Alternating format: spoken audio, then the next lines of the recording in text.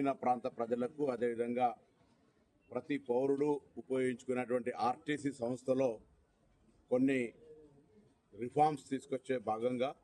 పెరుగుతున్నటువంటి సాంకేతికతను ఆధారంగా చేసుకొని ఐటీ మిషన్స్ అంటే క్రెడిట్ కార్డు కానీ లేదా ఇతరత్ర ఏదైతే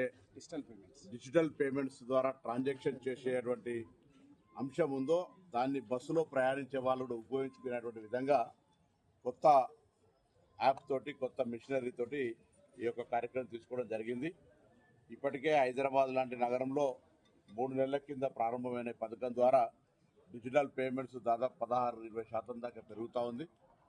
తెలంగాణలో ఇప్పటికే దాదాపు 9-10 వేల బస్సులు 6,000 బస్సుల పైన ఈ డిజిటల్ పేమెంట్ సిస్టమ్ కానీ అదేవిధంగా ప్యాసింజర్కు డెస్టినేషన్ ఇచ్చేటువంటి విధానం లోపల ఎటువంటి డిస్టర్బెన్స్ లేకుండా తొందరగా టికెట్ ఇచ్చేటువంటి విధంగా పంచుకొట్టడము వాటికి వీటికి ఆ మాన్యువల్ కాకుండా టెక్నికల్ సిస్టమ్ లోపల కన్వీనియన్స్ అండ్ అకౌంటబిలిటీ ఉండాలంటే దానికి సంబంధించిన డాటా అంతా కూడా హెడ్ ఆఫీస్లో